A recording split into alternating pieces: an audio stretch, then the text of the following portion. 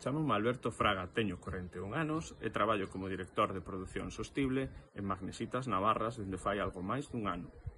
Anteriormente traballei 16 anos en Cementos Cosmos.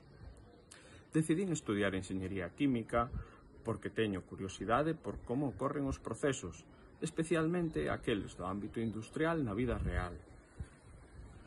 Actualmente traballo na descarbonización da fabricación de óxido de magnesio mediante dous grandes tipos de proxectos diferentes. O primeiro, a sustitución de combustibles fóseis por combustibles alternativos con menores emisións de CO2.